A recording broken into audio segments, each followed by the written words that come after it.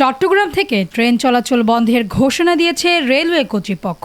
বৃহস্পতিবার দুপুরের পর থেকে চট্টগ্রাম স্টেশন থেকে ঢাকাসহ দেশের বিভিন্ন অঞ্চলে চলাচলরত আন্তনগর সহ সব ট্রেন চলাচল বন্ধ রাখা হয়েছে। পাহাড়ি ঢল ও টানা বর্ষণে ফেনী এবং কুমিল্লায় বন্যা পরিস্থিতির অবনতি হওয়ায় এই সিদ্ধান্ত নেওয়া হয়েছে বলে জানা গেছে।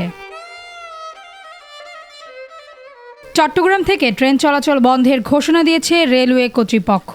আজ দুপুরের পর থেকে চট্টগ্রাম স্টেশন থেকে ঢাকাসহ দেশের বিভিন্ন অঞ্চলে চলাচলরত আন্তনগর সহ সব ট্রেন চলাচল বন্ধ রাখা হয়েছে।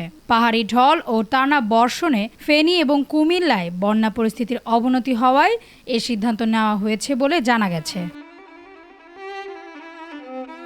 চট্টগ্রাম স্টেশন থেকে আজ সকাল ঢাকামুখী সুবর্ণ এক্সপ্রেস এবং সিলেটগামী পাহাড়িকা এক্সপ্রেস ছেড়ে গিয়েছিল, কিন্তু ট্রেনগুলো গন্তব্যে যেতে পারেননি।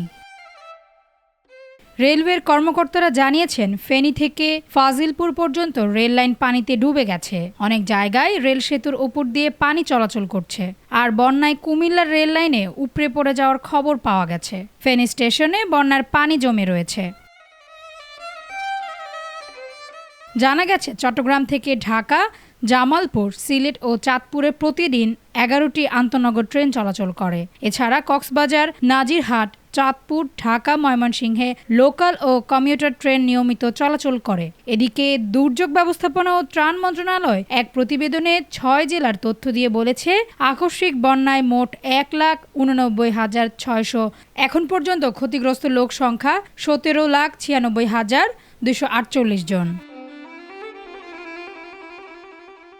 তাসনভা ঐশী, ডেস্ক রিপোর্ট, ভোরের পাতা।